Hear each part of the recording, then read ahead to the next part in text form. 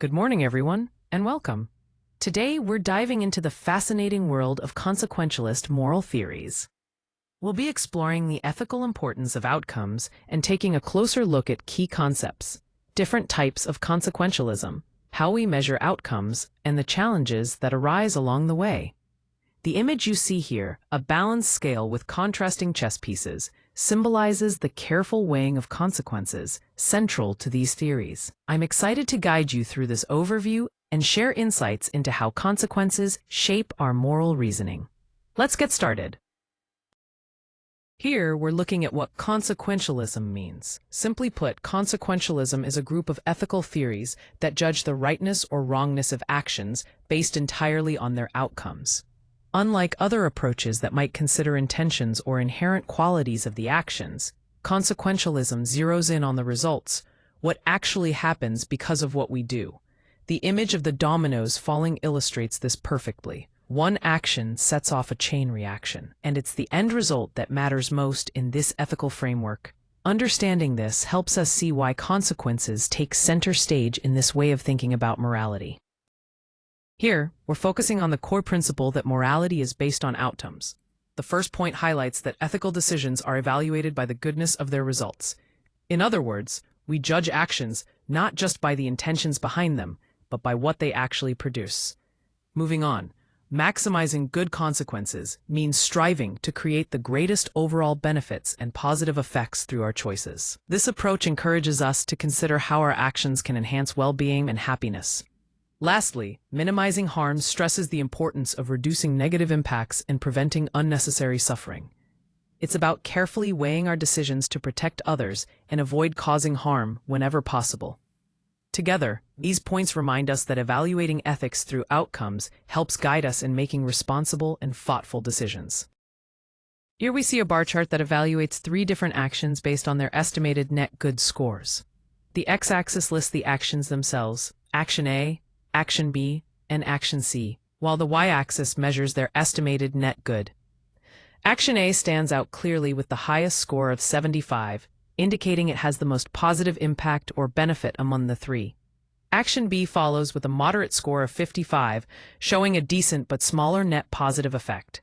Finally, Action C scores 40, which suggests it has the least advantageous consequences in comparison. This visual helps us quickly understand which actions yield the greatest overall good, allowing for informed decisions based on these estimates. Here we focus on the principles of impartiality and equal consideration. First, equal moral weight means that everyone's interests are given the same level of importance when we evaluate outcomes. This ensures fairness in how we assess the benefits and harms involved. Next, no special treatment based on identity reminds us that decisions should neither favor nor disadvantage anyone because of their group membership or personal characteristics. This promotes true equality across diverse individuals. Finally, impartial aggregation of benefits and harms involves summing up all the positive and negative effects on everyone affected without bias. Together, these ideas help create fair and balanced decisions that respect the rights and interests of all people involved. Here, we see a pie chart illustrating the distribution of happiness among 4 different groups. Group 1 accounts for the largest share at 35%, indicating that this group experiences the highest level of happiness. Groups 2, 3, and 4 follow with 25%, 20%, and 20% respectively. This visualization ties directly into the principle of utilitarianism, which focuses on maximizing overall happiness. By understanding how happiness is distributed, we can better assess where efforts might be directed to enhance well-being across all groups, aiming for the greatest good for the greatest number. Here we have 3 main variants of consequentialist theories, each with a different focus on how to evaluate the morality of actions. First, ethical egoism, which centers on the outcomes that affect oneself. This perspective suggests that individuals should act in ways that benefit themselves. Next is act consequentialism, where the morality of each action is judged by its specific consequences. This approach requires looking closely at every individual act to assess its results. Lastly, rule consequentialism evaluates actions based on adherence to rules that, when generally followed, produce the greatest good. Essentially, it emphasizes creating and following rules that maximize positive outcomes overall. The image here, with a single red clothespin standing out among many beige ones, symbolizes the unique perspectives these theories provide in understanding ethical decisions. When we talk about determining moral value, one crucial aspect is how we measure the consequences of our actions. Here, we see 4 key types of consequences and examples of how they might be measured. First, pleasure is often evaluated by looking at the intensity and duration of happiness someone experiences. Then, welfare is considered through an overall well-being score, which gives a broader view of an individual's quality of life. Preference satisfaction measures how well a person's preferences or desires are fulfilled, which can vary greatly from one individual to another.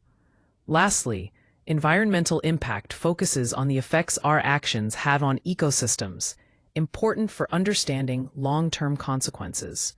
By assessing these different areas, we get a more comprehensive picture of moral value based on the outcomes we produce. Here we can see how short-term and long-term impacts change over time. The short-term impact rises quickly, peaking around T2, and then steadily declines to 0 by T8. This suggests immediate effects are strong but fade relatively fast. On the other hand, long-term impact starts low but gradually increases throughout the timeline, becoming the dominant consequence by T5 and continuing to grow. This pattern highlights the importance of balancing immediate results with sustained outcomes, reminding us that while short-term gains are important, lasting impact often requires patience and ongoing effort. Understanding this dynamic helps us make better decisions that optimize both immediate benefits and future success. When we talk about the challenges in predicting consequences, the first thing to consider is the uncertainty in outcomes. Often, we just don't have complete information, and the variability in factors can make future results highly unpredictable.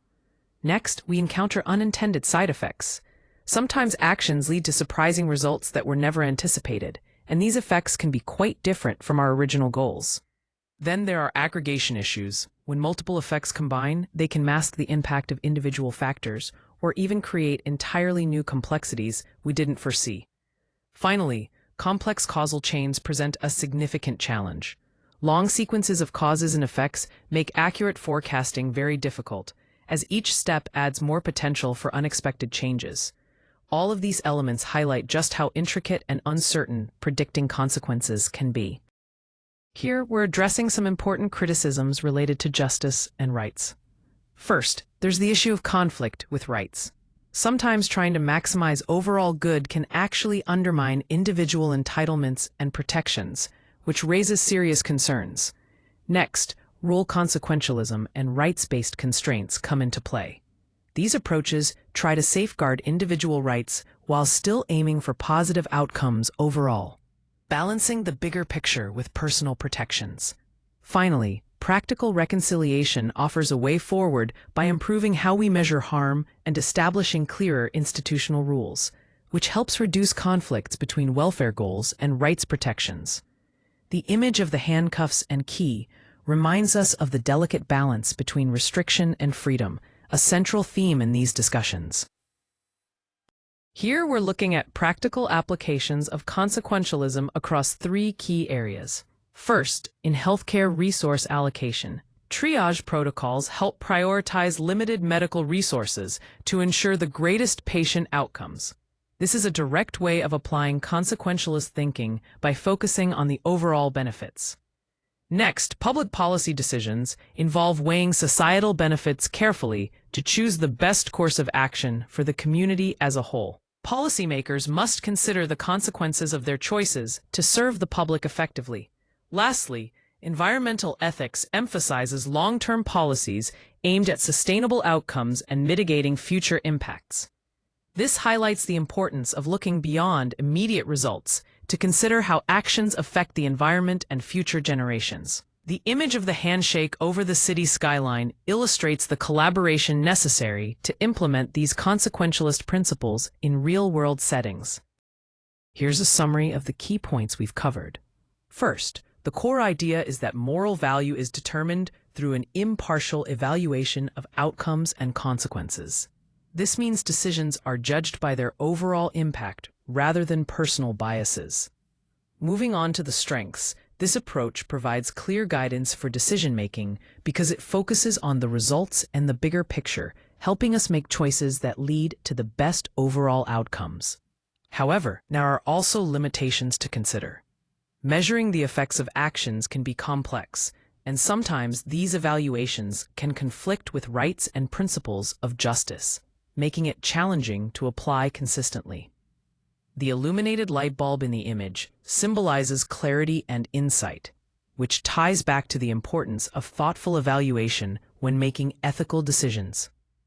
Now I'd like to open the floor for questions and discussion. To guide our conversation, consider these prompts. When should individual rights take precedence over overall benefits? How do we effectively compare different types of harm, especially when they vary in nature? And importantly, what part should long-term consequences play in our decision-making processes? These questions help us think deeply about balancing ethics and outcomes, and I'm eager to hear your thoughts.